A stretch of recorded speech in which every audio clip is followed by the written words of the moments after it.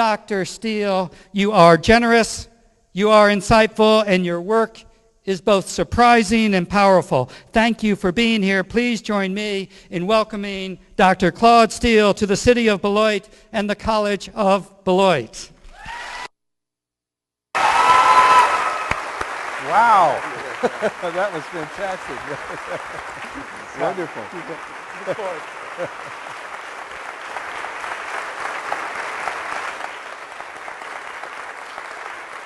Wow. Boy, that's the kind of introduction you dream about, you know. That's it's wonderful. I was thinking just about maybe just phoning in this talk, but now that I see those socks over there as an as an incentive, I'm revved up. So it's been a great pleasure to be here all day.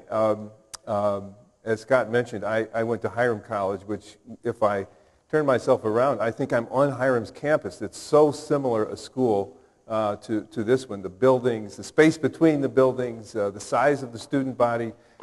So I feel really very much at home here, and it's been a great pleasure to be here last night and today. And I've just had some amazing conversations. I always learn in these situations, and I had a especially rich day today. So thanks for having me. I will talk about stereotype threat and social identity threat, and I'll be making the case that these are big deals. They're not, they're social psychological phenomenon, and people can think that social psychological phenomenon are kind of ephemeral and easily overcome and don't have much directive impact on our lives, and I'll be making the case that that's not so, that these things have huge impact on our lives, and that it's important to understand them, to codify them, and to see some of those effects. They affect what regions of the country we like to live in, who our friends are, how we perform in some of the most critical situations in our lives, the kind of choices we make around careers. All of these things can be dramatically affected by the phenomenon of stereotype threat and social identity threat. And I hope you see over the course of the evening how those kinds of things can happen, how important they can be. I'll be making a case that they're important, but I don't want to be depressing. So I will, as fast as I can, get to some solutions and strategies that might be helpful in your thinking and in the thinking of this community, inspired by that introduction, to take up and continue. So as much as I can, I'm going to try to elucidate the phenomenon and then get to some possible solutions, both that institutions can use and that individuals can use to reduce and manage these kinds of threats in their lives. I stress, and I'll do it over and over again in the talk, stereotype threat happens to everybody. Some forms of it are much more pernicious than others, but everybody will be able to recognize the experience, I think, as we go along. I also have as a subtext a motive which is to develop a broad appreciation for the excitement of science. When I was thinking about writing this book, one of the things I really wanted to accomplish was to give people a sense of how science really works. You know, you read the journals and you think, boy, those people, how did they figure all that stuff out and polish it all up and put it in a journal like that? It's all perfect by the time you see it, but backstage, it's pretty different than that. And I wanted to give some sense of the relationships that go into it, the kind of groping and half-baked ideas, and how things gradually come together over a long, persistent period to make sense of things. None of the ideas that you will hear tonight, not one of them, is an idea that we had about these problems when we started this research. Not one of them. All of them came from an effort of sort of painstakingly trying to figure out a phenomenon and then test it, and then when you do a test, trying to interpret what you found, figure out what the meaning of it was. And so all of these ideas that you'll hear about, stereotype threat and social identity threat, those were cooked up in order to explain the data, the evidence that we were getting. So I want you to keep that in mind, the drudgery, but the excitement and the gratifying nature that a scientific journey can take you on. This is one that I was about to say I was on, I still am on, probably for 25 years now. Fortunately, I've been joined in that journey by a lot of other scientists who have done work on these problems too. So now we have a community. And once you have that, you really start to understand things in a big way. That's how science works. That's how it makes its contribution. So there'll be three parts. First, I'll give you, true to that strategy, I will give you the problem and the circumstances that started us along this journey. It's just a plain practical problem. It's one that's going to be close to your heart, close to your experience. It was close to ours.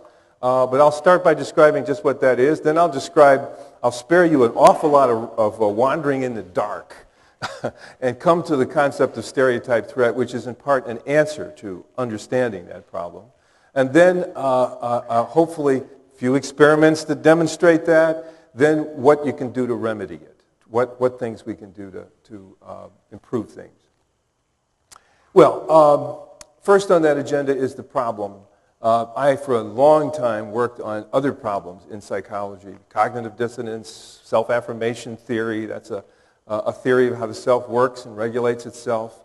Addictive behaviors, that was a lot of fun because we did a lot of experiments with alcohol and, I don't know, just a lot of fun around that. So I had a pretty long career, and then I left the University of Washington and moved to the University of Michigan, and I was put on a committee for the recruitment and retention of minority students, and on the very first day, as I describe in the book, I saw the data that presented the problem to me, the mystery that launched this research. It was very simple. It graphed out the grade point averages that students at the University of Michigan had as a function of the SAT scores they had when they entered Michigan. And what you generally see is that kids who come in with higher SAT scores get somewhat higher grades at Michigan. The relationship is not nearly as strong as you might think, and I could talk about that for a whole other lecture, the degree to which we overinterpret standardized test scores. We way overinterpret them. I'm confident saying that. But there was that standard relationship, but in these data, it had broken out the grade averages for African American students, and what was obvious was that at every level of SAT, even the very highest levels of SAT, African American students were getting lower grades at Michigan than other students with the same SAT. Now that was the mystery to me, because my understanding of these phenomena up to that point, as a human being, a citizen of this country, would have said that's a little strange, because I thought once you got the preparation and skills to the same level, why should there be any difference in performance at that level? Why should there be a difference in grade average for one group compared to another if they've got the same preparation and skills, abilities, as measured by these tests at any rate? But there it was. Within weeks, we found out that the same thing happened for women in advanced quantitatively based courses at the University of Michigan. Exactly the same thing. Same SAT scores as the men, same prior high school grades and the like, lower grades in these advanced courses than men. With the same skills, same strength of promise, same commitment, same motivations. How could that be? Well, that was the mystery. That was the mystery. Then we quickly, as at least decent scholars, looked at the literature, and we found out that it not only happened in Michigan, it happened everywhere. Especially with difficult coursework, challenging coursework, you would find that groups whose abilities are negatively stereotyped in the larger society would underperform in those areas where those abilities are relevant, would underperform in those areas even when their preparation would lead you to think there'd be no underperformance. They had the same preparation. I thought that was the whole thing, that if you got people equally prepared, you were going to get equal performance. That's almost a part of the American dream, that concept.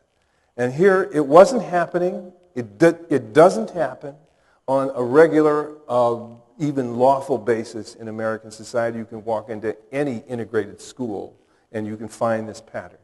You can go to, as was much publicized yesterday, we'll come back to it later on in the talk, but in the Harvard Business School or the Harvard Medical School, and you will look at gender differences, and you'll find them even when the women have exactly the same credentials. So why in the hell would this be happening? Well, I'll save you at least 6 years wandering in the dark and give you our answer. And this isn't offered as a complete answer. I think part of the mystery is still there. It's still there. But I think our best answer to date, as explaining a big part of it, is stereotype threat. And by stereotype threat, it is a very simple concept here. It is just simply being in a situation or doing something for which a negative stereotype about one of your identities is relevant to you, relevant to what you're doing. In that instance, in that situation, you know at some level that you could be seen or treated in terms of that stereotype, because that stereotype about your group is relevant to what you're doing in this situation. And you know that people in your society know that stereotype and they could see you that way. And if you care about what you're doing and it's important to you, the prospect of being seen or treated in that way is disturbing and upsetting.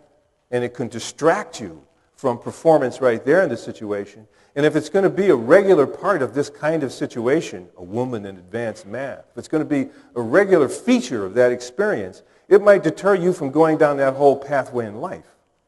You may choose a different pathway. You might be quite interested in quantitative work, but the prospect of enduring that suspicion about your abilities posed by the stereotype structure of this particular society, the possibility of just sort of going on and living with that on a persistent basis might be enough to deter you from that whole career path.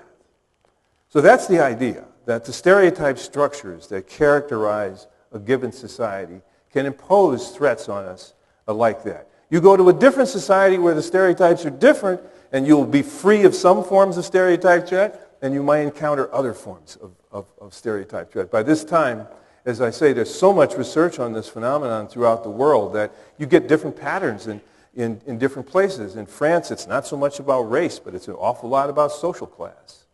That's where that's whose abilities are intellectually stigmatized in that society, are the lower classes.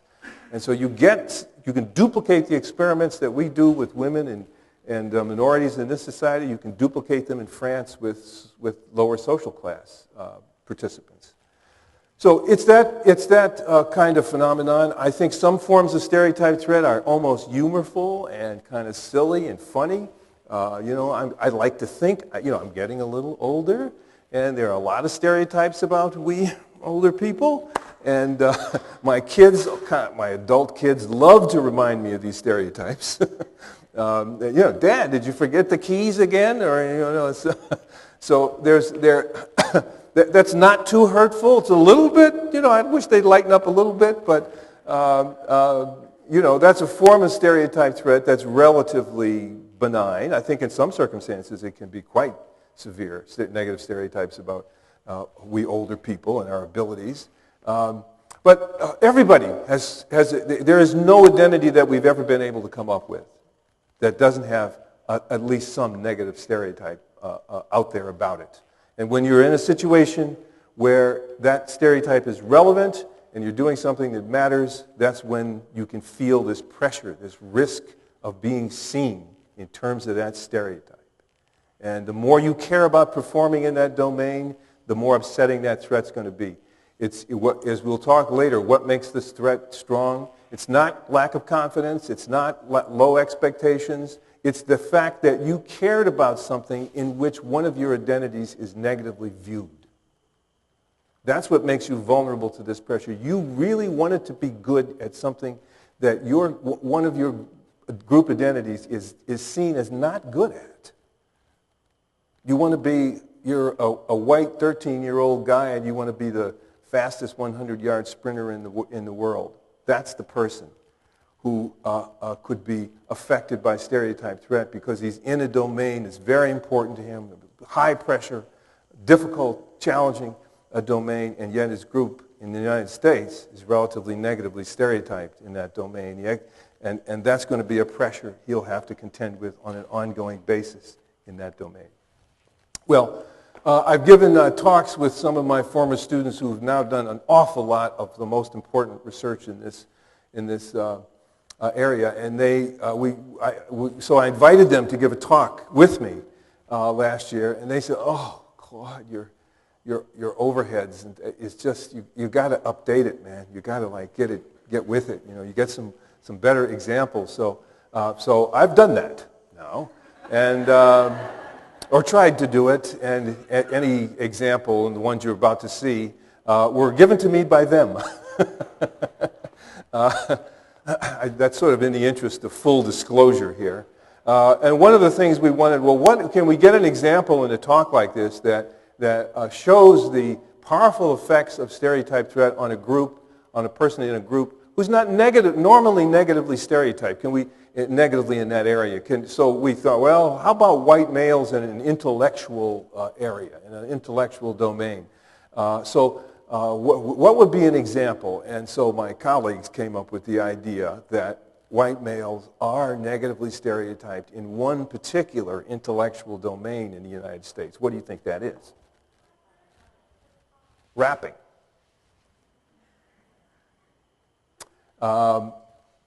This is kind of an African-American form for the most part, and it's a very intense, as you'll see, intellectual achievement, because you have to, in a typical rapping contest, there are two rappers, there's a flip of a coin, and the first rapper goes and levies these horrifying insults about the second rapper, the worst things that you could possibly think of to say about another human being. That's his job to say them, and he has to cook them up on the spot, and he has to say them in time, and he has to say them in rhyme.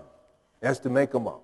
And then the poor other guy who loses the flip, he has to, when his turn comes, he has to defend himself, make up counter-arguments to all these horrible allegations made against him.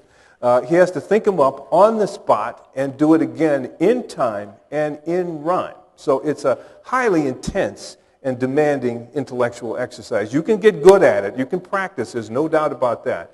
But it's nonetheless a very demanding intellectual enterprise. And it's one where there is this stereotype, as Scott pointed out, of white with a mic. That your problem, man, is that you're white with a mic. That's your problem. That's the negative white stereotype in that domain. So what I've done, just to give you a good illustration of this, is to borrow or steal, or whatever the term is, the first few minutes of the movie 8 Mile, which is the story about the great white rapper. I mean, this guy is unbelievable. I am not old enough to not recognize that this guy is amazing. And this is his story. It's an autobiographical story. And it shows the beginnings of how this white guy in this black world is trying to rap and experiences precisely the kind of pressure that I'm talking about here. So I think it will speak for itself, if not for a lot more.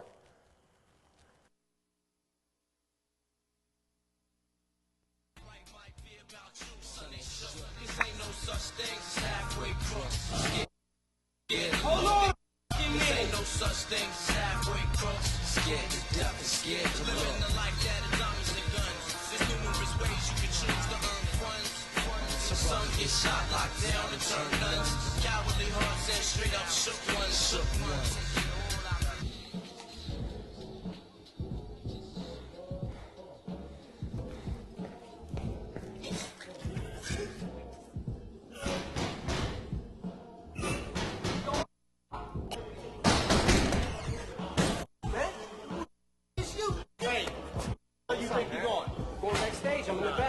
Go backstage. Man, come on, dog. I got a stamp on my hand. You gotta go around front. Man, you just seen me, dog. I just came from out front, just like man, you just seen me. I just went to the bathroom. Just like everybody else. I think you better straight, dog. He's straight. He with you? Yeah. Okay, cool, Future. But I think I can spin that. I'ma murder this man. He the type to lose a fight with. They don't laugh because you whack, they laugh because you white with a mic. Do a laugh and stop. You know when it's laugh and stop? When you will ever last, ass get popped. You a wigger that invented rhyme for DJ, kick it.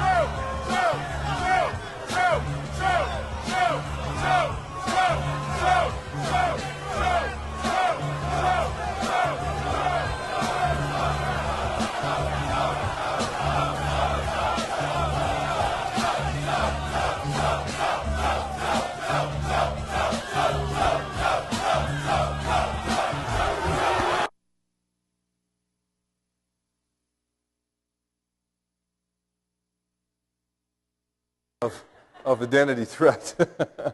I'm not sure it's a lot different, though, than taking the hard parts of a GRE or an SAT exam, where there's a lot on the line. But gives you some sense of what I think the experience is. Again, I don't want to be depressing. He overcomes this in some amazing ways. The rest of the movie is sort of a story about how he emerges from this. He is an amazing rapper and could have responded amazingly well in that situation. And you kind of have to know that it's just like the data I was talking about, where all the skills and the motivation, the dedication was there. It's the moment, the intimidation of the moment that immobilizes him in that situation. Well, another question, and maybe much more important, is do these stereotypes go to school? Does this stereotype threat affect go to school? Are these stereotypes that exist in our society about the abilities of different groups, could they actually come down to visit us in school and affect our academic performance? Can't we just overcome them? Wouldn't they be dismissible? And again, I want to show you a clip I think that's illustrative before talking about it in more detail. This comes from a documentary that many of you probably have seen, the Blue-Eyed, Brown-Eyed Experiment. This was done many years ago. It's an ABC News documentary of a teacher in Riceville, Iowa, who thought up this experiment the day after or the night that she learned Martin Luther King had been assassinated. And teaching in an all-white community, she wanted to give her students some sense of what it was that Martin Luther King's life was about. This was a very homogeneous community, and she wanted to bring in this experience so they could get some feel for it. So she thought up an experiment that you could never do today, thank goodness, but it stands as really a quite compelling demonstration. She stayed up all night and she made blue collars and brown collars out of felt for every student. And she went in the next day, and on the first day, she stigmatized the brown students, the brown-eyed students, She had them put on a brown collar, and then she got in front of the classroom and she said, I want everybody to know that brown-eyed students are not as smart as blue-eyed students. They don't smell as good. They're not good people. And I think they should get up and move into the back of the classroom. And she had them get up and move in the back of the classroom. And you're seeing the camera's catching the devastation on these kids' faces. They can't believe this teacher they loved could do this. And the camera follows them out at recess, and they can't play. They're huddling together. They are dazed by this experience. The next day, she flips the tables, and she puts the blue collars on the blue-eyed students, and she stands in front of the classroom, and she says exactly the same thing to the blue-eyed students that she said to the brown-eyed students the day before. She stigmatizes them. And again, you see these incredible reactions. You can follow the interesting history of this study on YouTube. What happens to these kids as adults, because this was done in 1968, and so they're adults, and what effect did it have? Did anybody ever try to replicate this, and so on? There's quite a discussion out there on the internet about it. But one of the things that always struck me in this video that is little attended to is the fact that as it goes on, you see her in the corner of the room working with some of the students on going through a card deck, a deck of problems. It doesn't even tell you whether they're verbal problems or math problems, but they're going through these problems, and she's timing them, and she's giving them their times for how fast they were able to go through the card deck on a given day, when they were wearing the collars and the day when they're not wearing the collars. This will begin to give you some sense of a connection between your status, your stigmatized status in a situation, and cognitive performance. We might see those things as completely independent, but this begins to show a different story.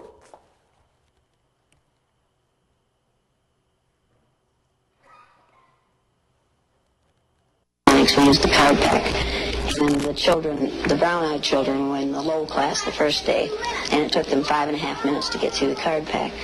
The second day, it took them 2.5 minutes. The only thing that had changed was the fact that now they were superior people. You went faster than I ever had yesterday? We had collars on. You think the collars kept you? Just keep thinking about those collars. Oh. And my eyes kept rolling around. Oh, and you couldn't think as well with the collars on. Well, 4 minutes and 18 seconds. I know we weren't going to make it. How long did it take you yesterday? 3 minutes. 3 minutes. How long did it take you today? 4 minutes and 18 seconds. What happened? One down. Why?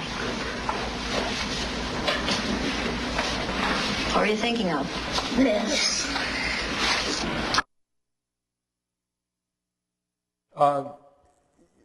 This is a heavy-handed implementation of stigma, putting collars on, saying these horrible things. Does it happen in real life?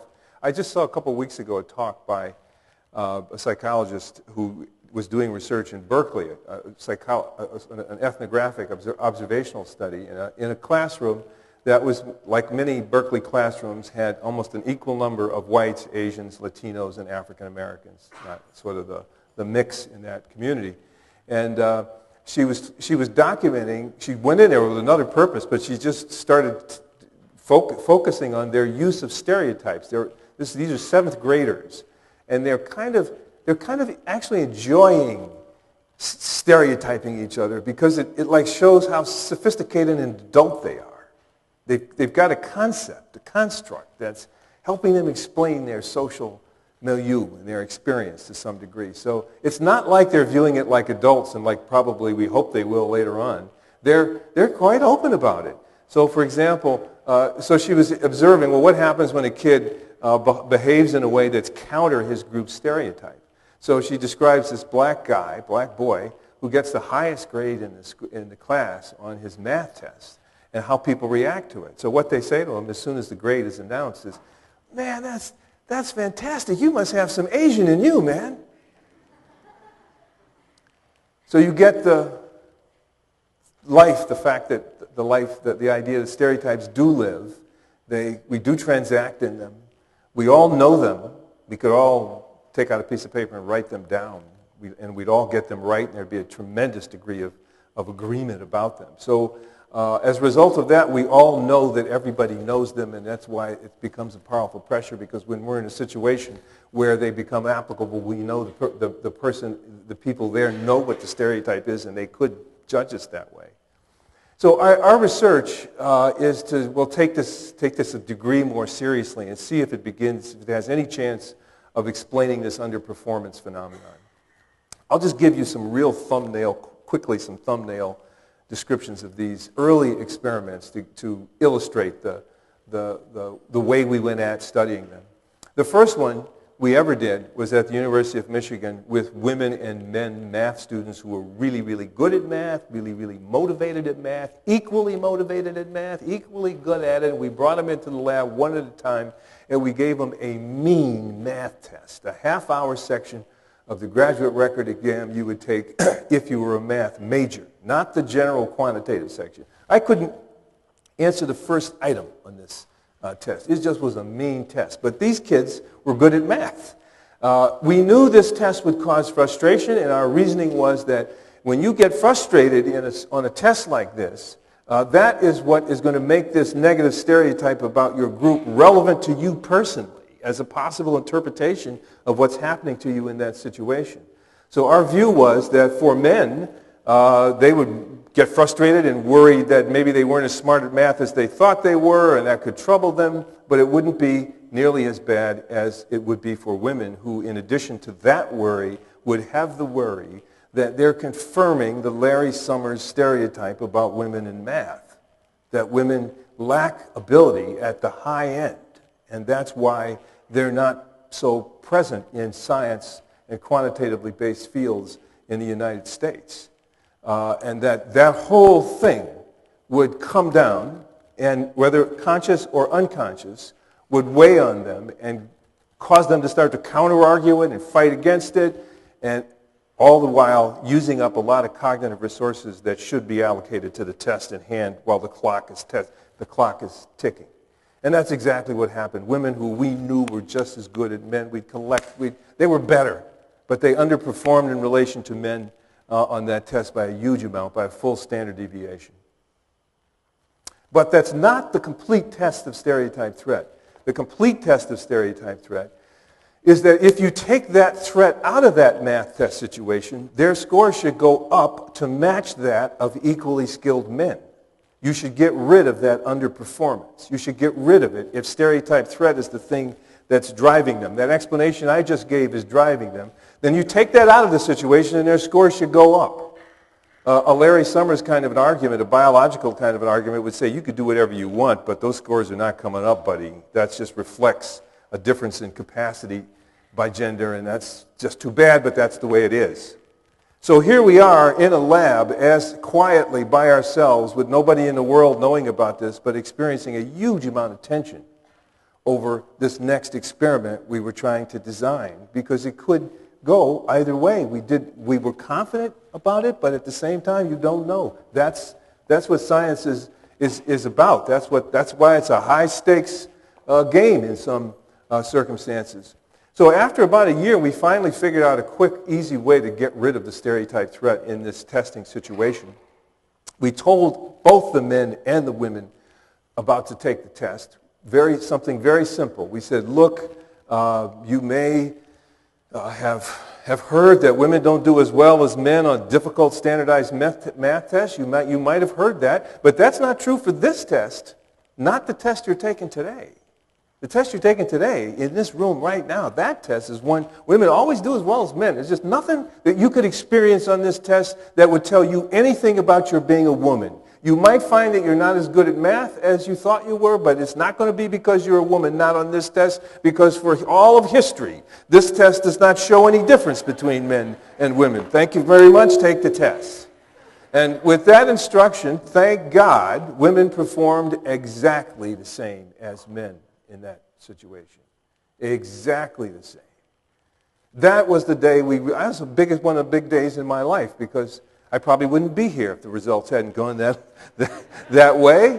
But it really gave us confidence that this stereotype threat thing could be real, that it could really have an effect on something important in a person's life like a standardized test performance right there in this, and we could see it happen.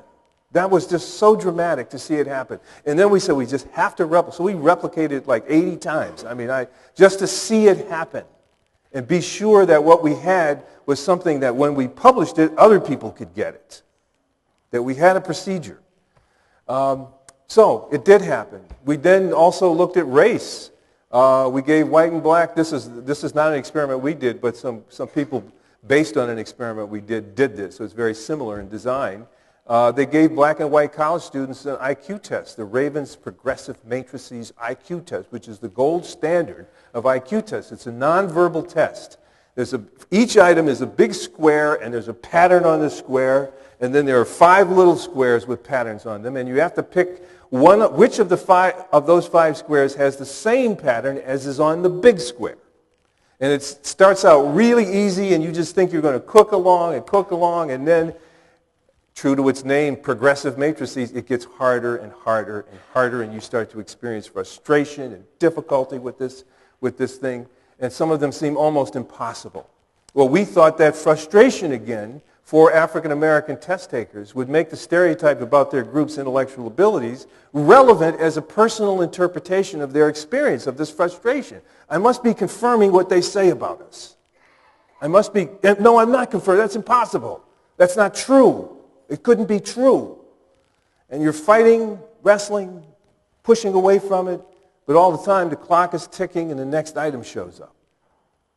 Performance goes down. Full standard deviation. Black students perform lower than whites, which is exactly the size of the IQ difference between blacks and whites in the population in general. A standard deviation, 15 points on an IQ test. The beauty of this experiment is that you could get rid of the stereotype threat in a very elegant way. And the way was simply to say, not present this thing as a test at all. It has nothing to do with cognitive abilities. It's just a puzzle. It's a puzzle, man. It's a puzzle. This is a puzzle. Have fun. Puzzles, you love frustration when you're doing a puzzle.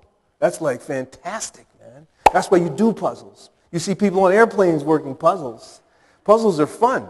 So when you present this same IQ test to the students as a puzzle, black students perform exactly the same as white students. Exactly the same. No difference. So again, you start to get these effects and you start to build some confidence. Our confidence, you know, and you start to be led toward this pattern of ideas by this pattern of data. That maybe there's something in this set of ideas that we're missing in general society about what drives cognitive abilities. We think of cognitive abilities as kind of rock solid, that they're impervious to these things, that people can just will their way through a pressure like stereotype threat, and it won't have any effect on them. And for sure, the subjects in these experiments are trying their butts off to will through this thing, to push through this thing. That's the problem. It's not that they're giving up on this test because it's difficult and frustrating. It's that they're trying too hard. They're trying too hard. There's too much rumination, too much capturing of attention around what the test means and what it could mean toward them. There's too much diversion of cognitive resources away from the task at hand.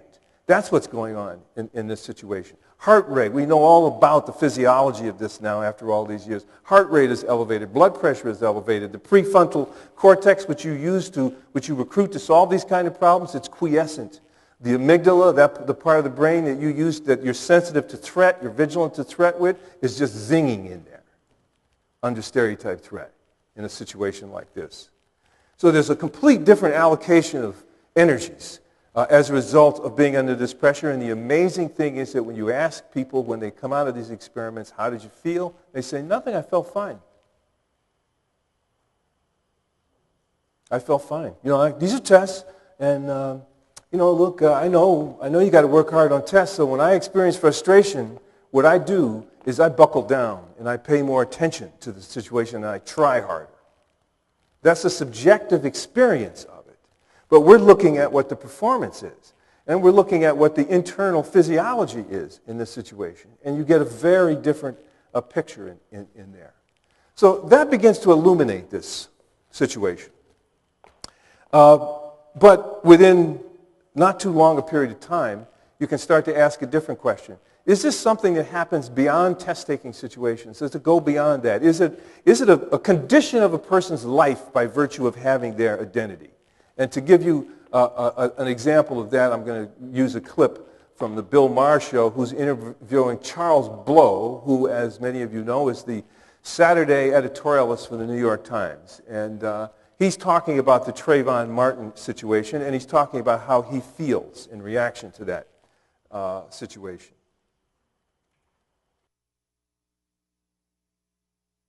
I mean, you bring up, this is a very interesting point and part of the column I wrote last week, which is about the burden that young black men feel in this country. And it is a very heavy weight on their shoulders all the time because you cannot behave like all of the rest of your friends. You have to watch. I mean, it's almost exhausting. You can't wear a hoodie. Well, not only can you not wear a hoodie, but you literally are consciously paying attention to the way you move your body. Right. It is a physically exhausting exercise to know I can't run or make a sudden movement because now I see some cop standing on the corner and he's looking this way. Or I can't put my hands in my waistband, as George Zimmerman says that Trayvon Martin had his hands in his waistband because that may signal that I have some sort of weapon. The kind of constant having to think about how you are positioning your body so that no one takes advantage of that and views you as suspicious and maybe takes your life or takes you to jail is exhausting. Reality, which is that this threat is felt in any situation where the stereotype about your group is relevant.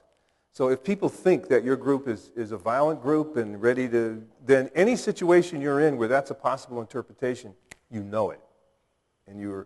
And it is a condition of your life.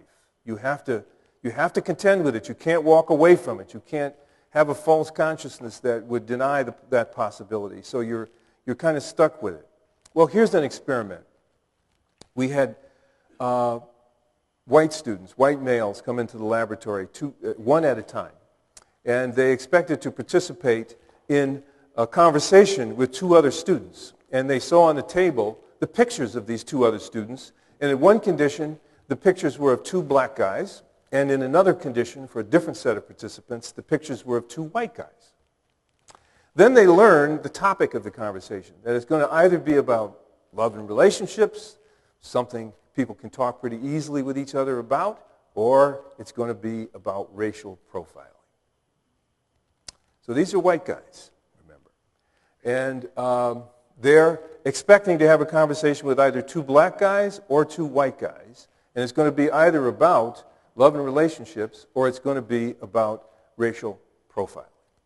Then the experimenter says, look, I'm going to go down the hall for a minute and get your two conversation partners and bring them back to the room. Do you mind arranging the 3 chairs in the room for that conversation? Would you just take a minute and arrange the chairs while I'm gone? I'll be right back. And you might anticipate that as soon as they arrange the chairs, basically the experiment is over. That's what we're interested in. How do people position themselves for this conversation that they expect to have? And you might anticipate the results. When they're going to talk to 2 white students about anything, or they're going to talk to 2 black students about love and relationships, they put the 3 chairs without a thought. They put them very close together. But when they think they're going to talk to 2 black guys about racial profiling, they put the 2 black guys over here and they put themselves over here. Now, why would that be? Well, we just heard Charles Blow talk about the stereotype threat that he feels as an African American in all kinds of situations. I want to offer this as an example of the kind of stereotype threat that white Americans can feel in a whole variety of situations, especially around loaded topics, racially loaded topics like racial profiling in interaction with African Americans. There's a real tension there. What is that tension? It's a form of stereotype threat. It's that they know that if they screw up and say something insensitive or thoughtless or that reflects that they don't fully appreciate African American experience and all those things, that they could be seen in terms of the white stereotype as racist.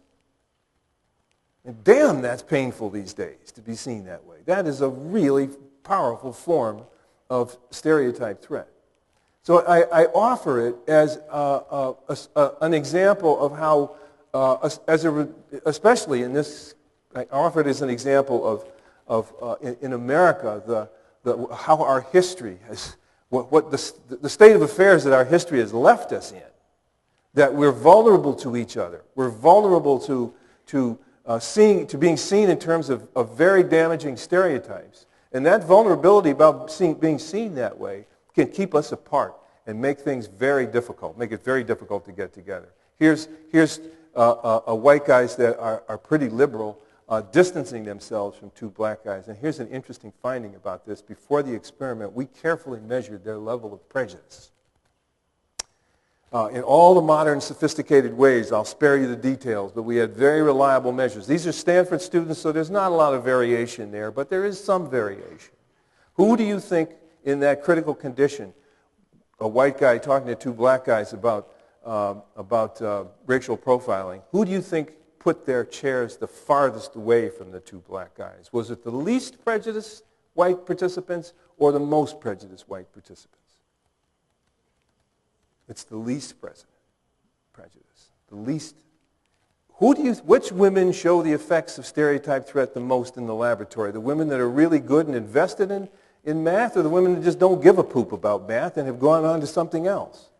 It's the women who are invested in it. That's what makes it painful to be seen in terms of a negative stereotype about your group. So it's the people who are invested in seeing themselves as non-racist and fair and so on, that around whom this tension is the greatest in this situation.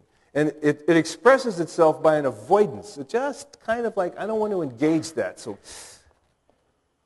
it could be interpreted as prejudice. It's the opposite of that, I'm arguing. And I would argue that in America today, in the settings that we live in, that stereotype threat of this sort is a bigger factor than prejudice. This is not to deny the existence of prejudice in any way. I can give a whole lecture about how powerful it can be, and still is.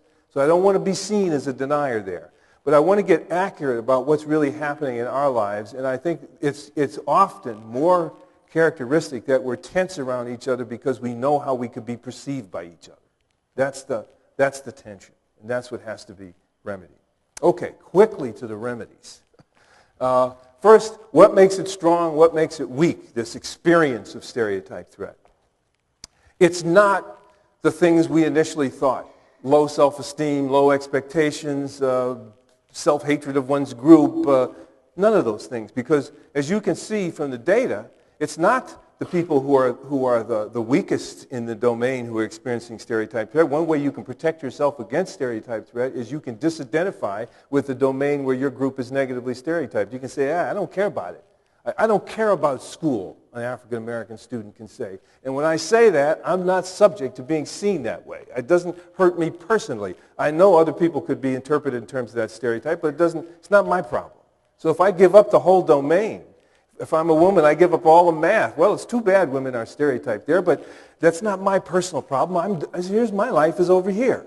So you can get away from it by disidentifying with it. What makes the stereotype threat a poignant feeling for oneself is identifying with the domain, caring about the domain. That's how Eminem got himself in this trouble. So that whole kettle of fish, the sort of self-hatred theory, which has been around for 150 years, just doesn't hold as an account of this phenomenon.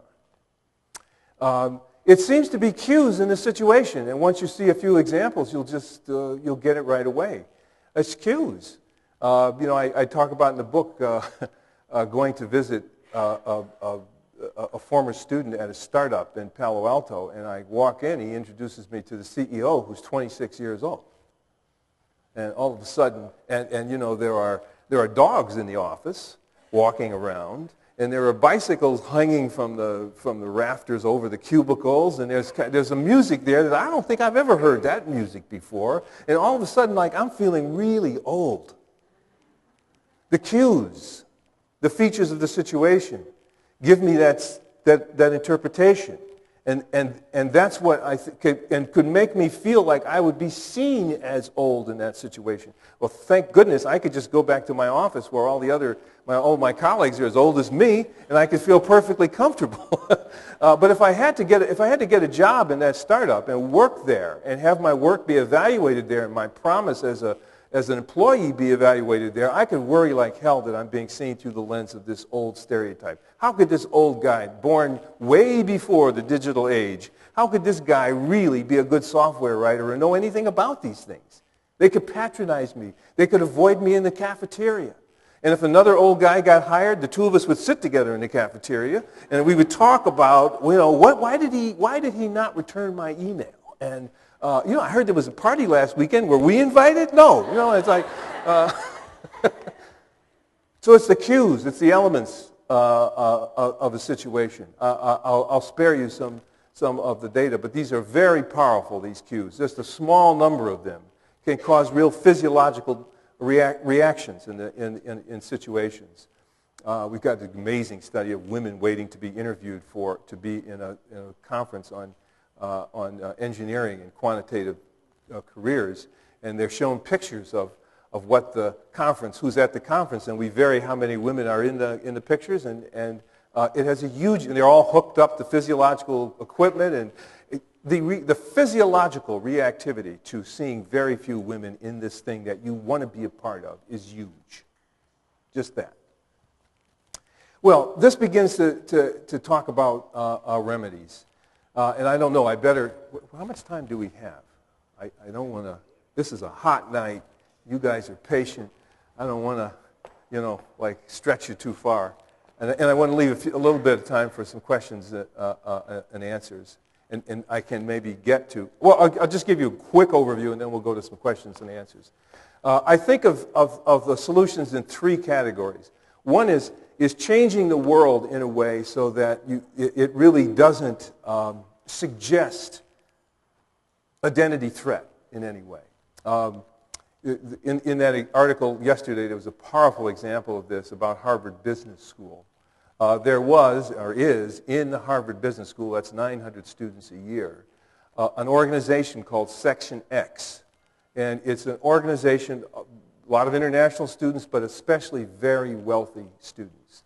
And these students have a horrifying habit of rating other students as to how attractive they are, how good they, what kind of partners they would make. And this is sort of an ongoing kind of harsh thing inside the school. I mean, you can just imagine this. So immediately when people start talking about women talk about what makes you uncomfortable there, Section X comes up as a big thing. So, like, get rid of Section X.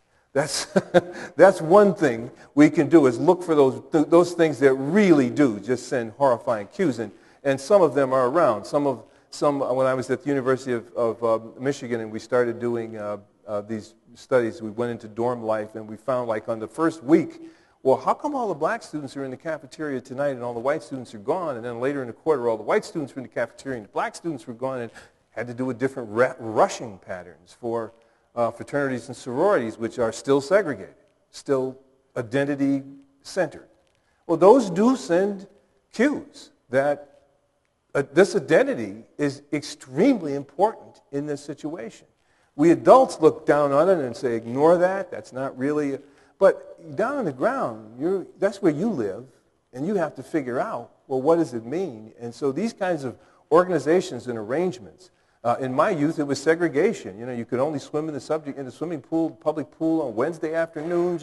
You couldn't try on clothes in department stores. There's a whole pattern of petty segregations that used to exist. I start the book with those things to show these were the way the society is organized to make an identity a big deal. You couldn't ignore the damned identity because you couldn't do certain things.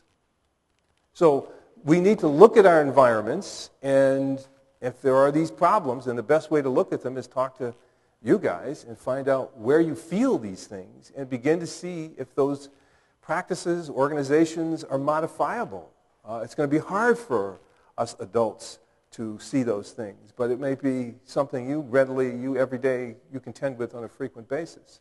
So that's the first category of things. Then I think also just the cue structure. What are the physical environments like? Scott and I were talking about this at dinner. What are the, in the math department at Stanford, you walk down a hall and you see a row of pictures of tremendous mathematicians, and all of them are male. And then you get to your office. If you're a new female graduate student, actually one of my graduate students did a video of this, getting to her office and then wanting to go to the bathroom. She has to go down 3 floors to the basement, where in the bottom, underneath the stairwell, is a woman's bathroom. So who's innocent, who is? It's complicated. You can imagine how this happened. Men might not be very sensitive to what that means, but that's telling you this identity that's telling you, to send you a signal that quite beneath your conscious awareness sometimes. Our conscious awareness, one thing I got to say as an aging psychologist is I don't put a lot of faith in it. We don't really enjoy a lot of self-insight. That's hard to get. I mean, you got to see yourself do things and make inferences about them, and you got to think hard and do hard work to figure things out. I'm not saying consciousness is of no value. I don't want to go that far. But it's not something you can take as the absolute full picture of a situation. You have to push. And that's one thing you learn as a scientist. So cues like that, existence proofs. It helps to have Obama be the president. It's one thing to live in a society where an African American can be the president of the United States compared to being in a society where an African American cannot be the president of the United States. That's a big cue. That's why it meant so much. That's why if Hillary gets elected or some other woman gets elected, it will mean a lot. There's no doubt about that. It will change the sense of possibility that everybody has in a society. So existence proofs and things of that sort are, of course, powerfully important. Diversity. When I was at Columbia, one principle I could say from that bully pulpit was that we have to understand that as far as excellence is concerned, if you want to have a truly excellent university or school or college, it has to be diverse. The most rarefied science is not going to be truly excellent if the people who do it are totally homogeneous. You won't have enough different perspectives in there to provide a rich source of problem solving and moving the field forward. I'm a scientific psychologist. I was in the field essentially before women were there and after women were there. And the difference in the reach of psychology as a science is dramatic because a whole different set of sensibilities and perspectives come in. A whole different know-hows and understandings come in on a regular basis, even different methods, sometimes even different statistics to deal with some of these different phenomena come in. So the field gets bigger as a function of of enriching the identity. So when diversity is presented that way as absolutely instrumental to excellence, then people can relax under that kind of a regime and not see diversity as something that is always a compromise of excellence. That if you make one gesture toward diversity, you are sacrificing the quality of the place. What's his name? Page has a book called The Difference, which I recommend in this regard. He's an economist who has quantitatively put this to test. Which is the most contributive, a diverse set of perspectives or a slight increment in skill level? Well, diverse perspectives are the kind of non-obvious thing, maybe, that often moves problems to be solved. Finally, individual things. My colleague Carol Dweck is well known for the growth mindset. I think that's a powerful tool, understanding that abilities can be expandable. Read Malcolm Gladwell's The Outliers. It's got journalistic excess to it. It's a fun read, though. But it's closer to the scientific evidence that we know, that abilities, how smart you are, depends on hours of deliberate practice. You can get good at many, many things. It's the 10,000-hour rule. 10,000 hours of deliberate practice can make you really good at something. You can go from being almost somebody that can't write at all to being somebody that's a pretty damn good writer, if you're willing to put your butt on the seat, on the chair, and spend those kind of hours with it. And the people that are really good at it tend to be people that for some reason or another have spent that kind of time getting really good at it. Understanding that counters the allegation of stereotypes, which are usually that ability is fixed, God-given, or genetically given and limited, and you're a member of a group that doesn't have it. So it's very helpful to have a counter ideology that ability is expandable, that softens the impact. There are other things, but I'm going to stop at this point and let you guys ask some questions. Thanks a lot on this really hot night for hanging in here.